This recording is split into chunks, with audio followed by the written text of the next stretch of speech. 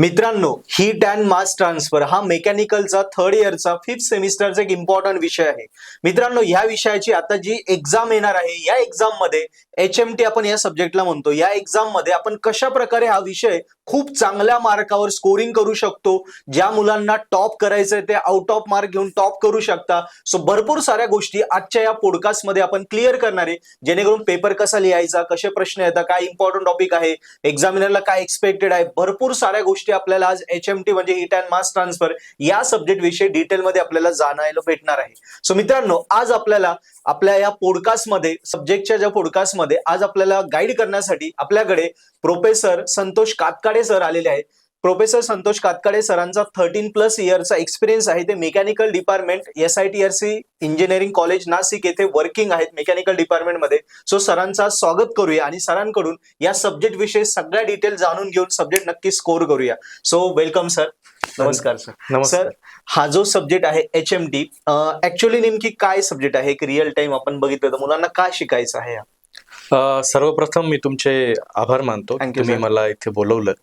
आणि HMT मध्ये बोलायचं झालं तर थर्ड इयर मेकॅनिकलचा एक इम्पॉर्टंट असा एक सब्जेक्ट आहे. बरोबर सर. परंतु मुलांमध्ये किंवा बाहेर असं वातावरण आहे की HMT हा थोडा अवघड सब्जेक्ट आहे. बरोबर सर. परंतु हीट अँड मास ट्रान्सफर, पूर्वी हीट ट्रान्सफर होता आणि नंतर तो हीट अँड मास ट्रान्सफर झाला. तर हा जो सब्जेक्ट आहे हा स्कोरिंग सब्जेक्ट आहे. जर तुम्ही जर त्याच्याकडे व्यवस्थित लक्ष दिलं आणि थोडंफार प्रिपरेशन जर ठेवलं तर तुम्हाला नक्कीच या सब्जेक्ट मध्ये स्कोर करता येऊ शकतो. ओके, असं आहे सर. या सब्जेक्ट मध्ये एक जनरली आपण म्हटलं तर कुठले असे इम्पॉर्टंट टॉपिक्स आहे की ज्याच्यावरती एक सामान्य मुलाने आणि नंतर ज्याला टॉप करायचं त्या मुलाने कसं प्रिपरेशन करायला पाहिजे? बेसिकली HMT जो सब्जेक्ट आहे आता थर्ड इयरचा, तो कसा आहे, जवळपास 50% थेरी येतो, 50% न्यूमेरिकल येतो. म्हणजे प्रत्येक जर प्रश्न बघितला तुम्ही एंड सेमचा 70 मार्कचा पेपर असतो. बरोबर. Unit 3, unit 4, unit 5, unit 6. प्रत्येक युनिट साधारणतः 17 ते 18 ऍव्हरेज मार्क्सला असतो. बरोबर.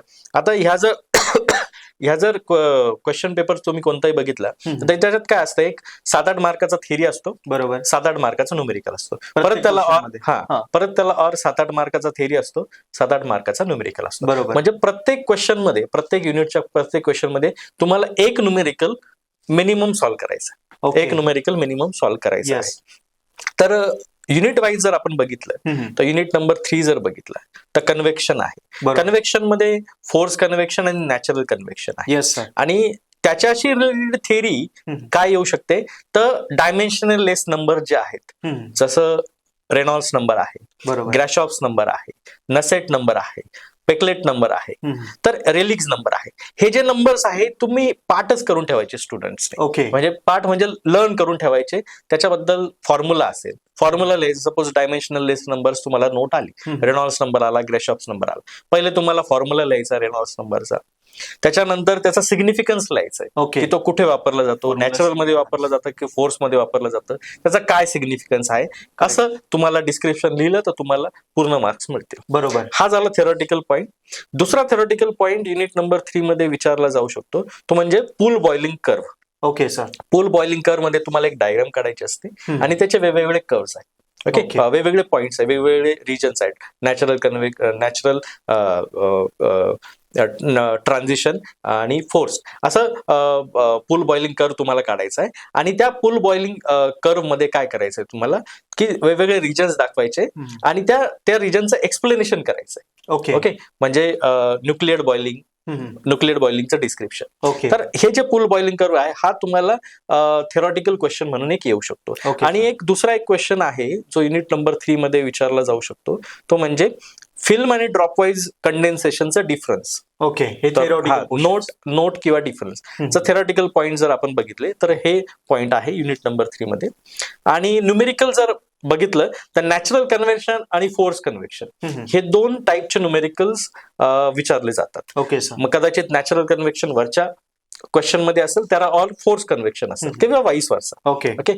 तर असे जे न्यूमेरिकल्स आहे ते तुम्हाला सॉल्व्ह करायचे.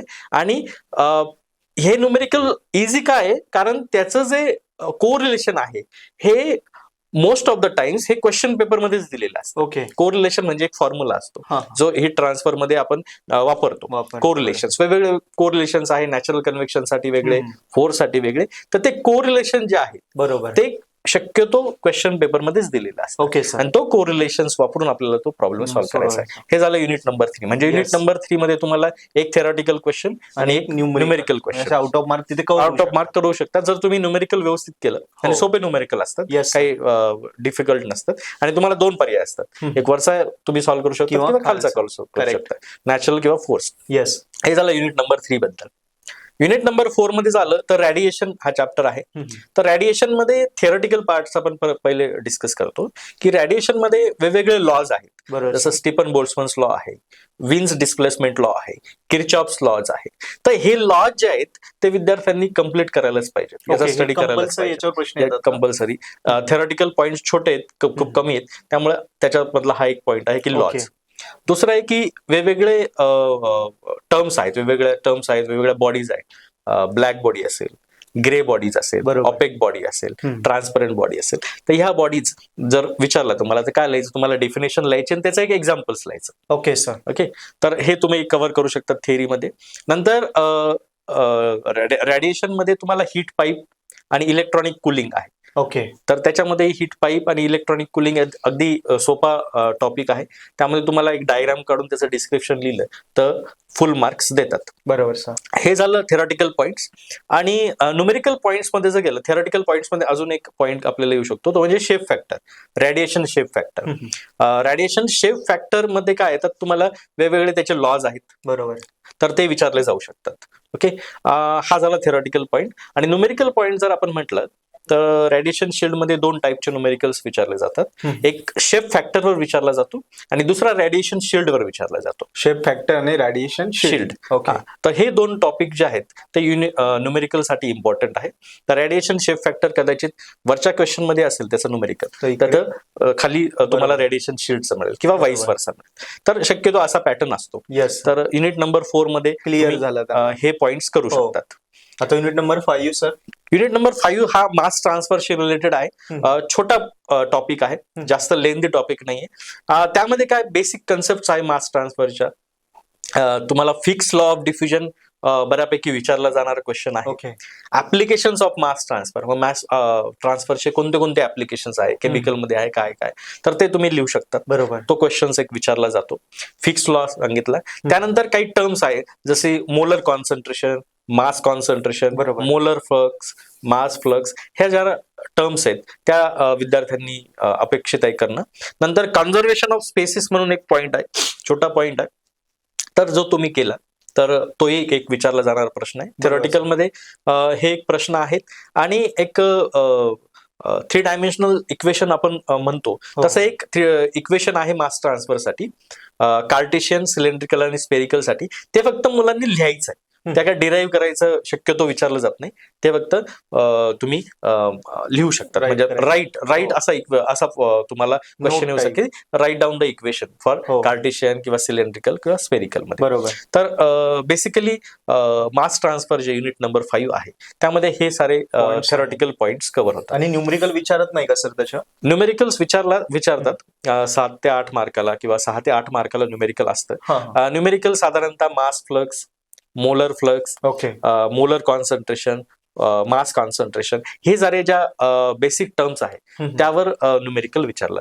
तर ते न्यूमेरिकल आपण इझिली करू शकतो. त्यामुळे युनिट नंबर 5 जर आपण बघितला तर खूप सारे कमी थेरॉटिकल पॉइंट्स आपण डिस्कस केले, ते पॉइंट्स फोकस केले आणि न्यूमेरिकलची प्रॅक्टिस केली.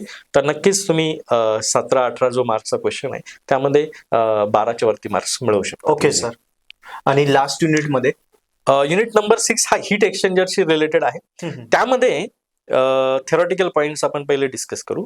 तर थेरॉटिकल पॉइंट्स मध्ये LMTD चं डेरिव्हेशन आहे, लॉग मीन टेम्परेचर डिफरन्स. ते 2 कंडिशनसाठी आहे, एक पॅरलल फ्लो हीट एक्सचेंजर आणि दुसरा काउंटर फ्लो हीट एक्सचेंजर. तर मुलांनी हे दोन्ही डेरिव्हेशन कंपल्सरी करणंच आहे. त्यापैकी एक हे येतच. म्हणजे आता जर तुम्ही क्वेश्चन पेपर आपण बघितलाय, कोणतेही क्वेश्चन पेपर जर बघितली तर एक डेरिव्हेशन विचारतात, फिक्स आहे, एक डेरिव्हेशन विचारतात.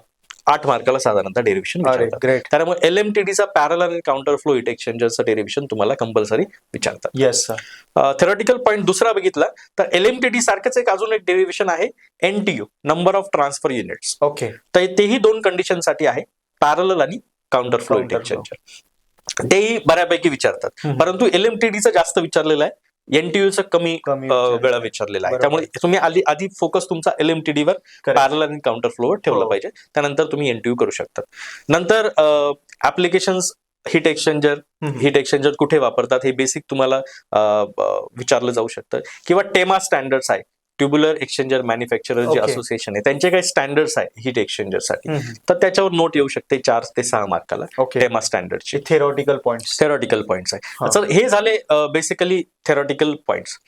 जर न्यूमेरिकल पॉइंट्स तुम्ही डिस्कस केले किंवा विचारले तर न्यूमेरिकल मध्ये परत तेच आहे, एक LMTDचा एक NTUचा. ओके. LMTDचा जर थेरी आणि न्यूमेरिकल दोन्ही तुम्ही व्यवस्थित केले तर तुम्ही पूर्ण प्रश्न तो कव्हर करू शकतात. कारण LMTDचा एक derivation most of the times विचारलाच जातो, 99%, कारण 100% तर कोणी गॅरंटी देत नाही, परंतु विचारलं जातो.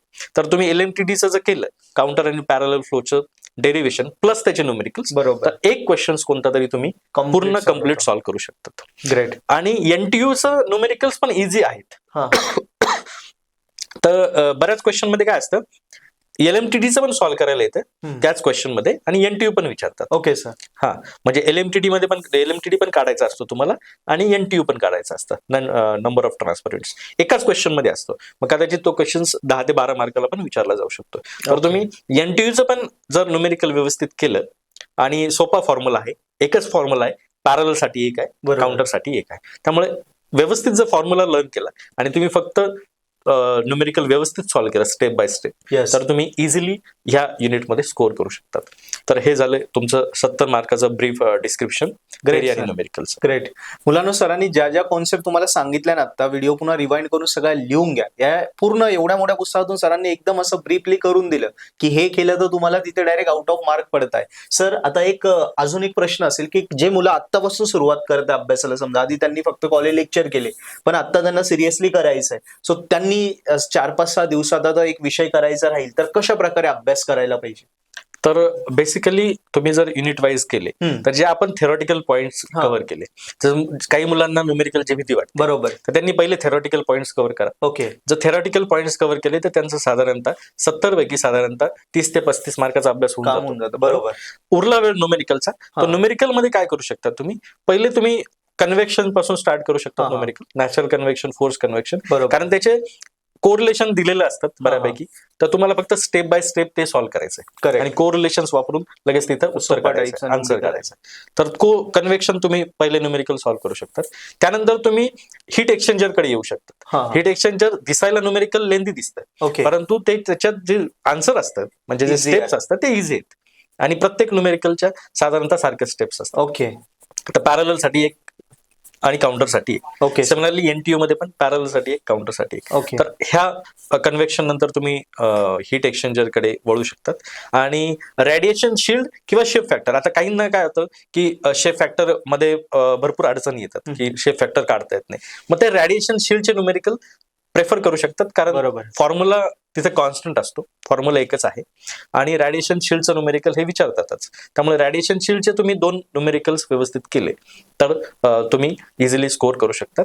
आणि शेवटी तुम्हाला जर वेळ असेल तुमच्याकडे तर मास ट्रान्सफरचं न्यूमेरिकल तुम्ही करू शकतात. आणि एवढंही जर जमलं नाही तर तुम्ही फक्त 2 क्वेश्चन पेपर कोणताही व्यवस्थित करा. Previous paper, 2 question paper. Previous पेपरनी फायदा होतो का सर? रिपीट होतं का? रिपीट होतं, किंवा त्याच टाईपचे क्वेश्चन येऊ शकतात. ओके. असं म्हणजे त्याला एक पॅटर्न क्लिअर, म्हणजे मुलाला लक्षात येतं. तुम्ही कारण क्वेश्चन नंबर समजा आपण बघितला की युनिट नंबर 3 वर असेल, तर एका क्वेश्चन पेपर मध्ये 2 क्वेश्चन असतात. बरोबर. 2 क्वेश्चन केले तर 4 क्वेश्चन होतात. बरोबर. 4 क्वेश्चन मध्ये त्याला भरपूर करण्यासारखं असतं. म्हणजे 4 क्वेश्चन मधनं कमीत कमी 2 क्वेश्चन तरी येऊ शकतात त्याचे. ओके. पुढच्या ज्या पेपर आहेत त्यामध्ये 2 किंवा 3, तर ते तेवढे पर्सेंटेज तर होतच, कारण सिलेबसच तसा डिझाईन केलेला आहे की तुम्हाला काहीतरी कॉमन असतंच. करेक्ट. त्यामुळे तेवढं तुम्ही करू शकता. मिनिमम 2 करा, तुमचं अर्ध्याच्या वरती काम होऊन जाईल. सर सुंदर. सर आता एक महत्वाचा अजून प्रश्न की HMTच्या बाबतीत रिझल्ट डाऊन लागतो, मग मुलं अभ्यास करतात, पेपर लिहितात, मग तरी नेमकी काय चुका पेपर लिहिताना करतात की हवे तेवढे मार्क पडत नाही किंवा किंबहुना बॅकलॉग राहतो? नाही, पहिली गोष्ट रिझल्ट डाऊन लागतो कारण मुलांमध्ये पहिल्यांदाच भीती राहते. बरोबर. की टफ सब्जेक्ट आहे, अवघड आहे. त्यामुळे मुलं काय करतात, अर्ध ते तिथंच जिद्द सोडून देतात. कच्चे होऊन जातात. तर हा पहिला विषय. आणि दुसरं काय आहे की पेपर लिहितात पण थेरॉटिकल पॉइंट्स मध्ये काय असतं, त्याला समजा आता हीट पाईप आपण विचारला, नोट ऑन हीट पाईप, तर त्यामध्ये काय आहे, डायग्राम जर तुम्ही काढली आणि एक्सप्लेनेशन व्यवस्थित लिहिलं, ऍप्लिकेशन लिहिलं, बरोबर, तर तुम्हाला फुल मार्क्स मिळतात. ओके, फुल मार्क्स मिळतात. बरोबर असेल तर, सगळं बरोबर असेल तर. थोडंफार चुकलं तर 1-2 मार्क कट होतात. बरोबर. पण तुम्ही प्रत्येक समजा इलेक्ट्रॉनिक कुलिंग विचारलं, जर सुटेबल क्वेश्चन असेल तिथं डायग्राम जर काढली ना, तर तुम्हाला अजून मार्क मिळण्याची शक्यता असते. बरोबर. म्हणजे फक्त थेरॉटिकल वाचण्यापेक्षा जो एक्झामिनर असतो चेक करणारा, त्याला जर डायग्राम व्यवस्थित प्रॉपर दिसली तर त्याचं निम्म काम सोपं होतं, त्याचा लोड कमी होतो. त्यामुळे डायग्राम व्हेरेवर तुम्ही काढू शकतात, तिथं काढली तर तुमचं लोड कमी होईल आणि जो चेक करतो त्याचाही लोड कमी होतो. त्यामुळे कसं आहे की क्लॅरिटी येऊन जाते. बरोबर. असं आहे. आणि दुसरं, न्यूमेरिकल सॉल्व्ह करताना काय होतं की मुलं समजा पहिले काय करायचं, गिव्हन डेटा लिहायचं. बरोबर. त्याच्यानंतर तुम्हाला जो फॉर्म्युला वापरायचा आहे, तुम्हाला जर माहित असेल तर फॉर्म्युला लिहायचा. बरोबर. गिव्हन डाटा लिहायचा आणि स्टेप बाय स्टेप करायचा. आणि आता कसं आहे, हीट एक्सचेंजर मध्ये शक्यतो टेम्परेचर्स जे आहेत ते केल्विन मध्ये करून घ्यायचे. ओके, केल्विन मध्ये करून घ्यायचे. गिव्हन डेटा केलं 30 डिग्री सेल्सिअस असेल तर तिथं 223 ऍड करून त्याचं ते केल्विन मध्ये करूनच घ्यायचं. कारण काय होतं की बऱ्याच ठिकाणी आपण वॅट पर मीटर केल्विन युनिट वापरतो, म्हणून टेम्परेचर हे केल्विन मध्येच केलेलं असतं, गरजेचं आहे. जर ते डिग्री सेल्सिअस मध्ये घेतलं आणि तुमच्या स्टेप जरी बरोबर असला तर तुमचं आन्सर हे चुकून जातं. तर तेवढं लक्षात ठेवा की सुरुवातीलाच डिग्री सेल्सिअस जर टेम्परेचर असेल तर ते केल्विन मध्ये करा, म्हणजे तुम्हाला पुढच्या अडचणी येत नाही. आणि कसं, एक स्टेप चुकली बरोबर आणि पुढच्या स्टेप बरोबर असेल पण त्याचं आन्सर चुकलंय, पहिल्या स्टेपचं व्हॅल्यू चुकली ना, तर पुढचे सगळं चुकत जातं. त्यामुळे मुलांना वाटतं की आपण लिहिलंय, 100% अटेम्प्ट केलंय किंवा 70-90%, 70 पैकी 60चा लिहिलाय, बरोबर, पण लिहिलाय पण मग तो बरोबर आहे का, करेक्ट, असं आहे. मग ते एक तुम्ही करू शकतात. आता समजा नॅचरल कन्व्हेक्शनचा हीट ट्रान्सफर कोएफिशियंट एच काढायचा आहे आणि फोर्स कन्व्हेक्शनचा हीट ट्रान्सफर कोएफिशियंट एखाद्या न्यूमेरिकल मध्ये काढायचा आहे. तो फोर्स कन्व्हेक्शनचा हा जास्त आला पाहिजे, 40-50च्या वरती. फोर्स कन्व्हेक्शनचा एच जर तुमचा 4 आणि 5-10च्या रेंज मध्ये असेल तर समजायचं की तुमचं उत्तर चुकलेलं आहे. कारण हीट ट्रान्सफर कोएफिशियंट फोर्सचा हा जास्त पाहिजे, नॅचरलचा हा म्हणजे तुम्ही लॉजिक लावू शकता. बरोबर. समजा एच जर तुम्ही नॅचरलचा काढला तर तो जर तुमचा 50च्या वर जात असेल किंवा 40च्या वर जात असेल तर तो रॉंग आहे. तुमचा तो काय 10-15च्या आसपास पाहिजे, असं. म्हणजे एच तो लॉजिक लावून तुम्ही ते आन्सर व्हेरीफाय करू शकता की आपण बरोबर आलंय का नाही. बरोबर, असं. सुंदर. Sir, last question. खूप सुंदर प्रकारे सरांनी मित्रांनो आपल्याला मार्गदर्शन केलं, इम्पॉर्टंट सांगितलं, कसं पेपर लिहायचं, सगळ्या गोष्टी सांगितल्या. पण एक लास्ट क्वेश्चन आता सरांकडून आपण घेऊया. सर, आता जे मुलं प्रिपेअर करताय, सो HMT विषयी ज्याला टॉप पण करायचंय आणि ज्याला पास पण व्हायचंय, सो मुलांना तुम्ही काय सल्ला द्याल, त्याची मनातली भीती जावीन, विषय स्कोर व्हा यासाठी? भीती अजिबात बाळगायची नाही. जर तुम्हाला काहीच करायचं नसेल तर मी आधी सांगितलं की 2 क्वेश्चन पेपर मिनिमम करा. येस. ओके. आणि ज्याला टॉप करायचं आहे त्याने अजून 2 करा. 4 2 मध्येच त्याचं भरपूर काम होऊन जाईल. बरोबर. त्याने जरी पूर्ण ऑर सहित 2 केलं ना, त्याचं 80%च्या वरती काम होऊन जाईल. ओके. आणि अजून 1-2 केल्या तर तो नक्कीच 60च्या वरती त्याला मार्क मिळायला कोणीच म्हणजे अडवू शकत नाही. सुंदर. नक्कीच मुलांनो, खूप सुंदर प्रकारे सरांनी आपल्याला गायडन्स केला. मी पुन्हा एकदा तुम्हाला हेही सांगेल की जे पॉईंट सांगितले ते लगेच आत्तापासून सुरुवात करा आणि आपण सरांना धन्यवाद देऊया. व्हिडिओ जास्तीत जास्त मुलांपर्यंत शेअर करा, कारण त्यांना पण सरांनी ज्या ट्रिक सांगितल्या, ज्या आयडियाज सांगितल्या, त्यांचा वापर करून त्यांचा सुद्धा विषय स्कोर होईल. आणि तुम्हाला हा सरांनी ज्या पूर्ण जो गायडन्स केला या रिलेटेड तुम्हाला जर कोर्स हवा असेल तर नक्की आपलं पर्पल हॅट ऍप्लिकेशन पण तुम्ही डाउनलोड करा, ज्याची लिंक डिस्क्रिप्शन मध्ये आम्ही दिली आहे. त्यावरती सरांनीच शिकवलेला HMTचा फुल डिटेल मध्ये व्हिडिओ लेक्चर कोर्स आहे. सरांनी जे जे सांगितलं ते सगळं कव्हर आहे त्याच्यामध्ये, with paper solution, paper pattern, IMP topics, notes, video सगळं आहे. सो या पद्धतीने अभ्यासाला लागा. यस. आणि तुमचा HMT सर म्हटले की अवघड नाहीये, पण चांगल्या प्रकारे अभ्यास केला की तो स्कोरिंग होतो, तर नक्की स्कोरिंग करा. सो आपण पुन्हा एकदा सरांना धन्यवाद म्हणूया आणि आजचा आपला सेशन क्लोज करूया. सो धन्यवाद सर, तुम्ही वेळ दिला त्याबद्दल. धन्यवाद सर.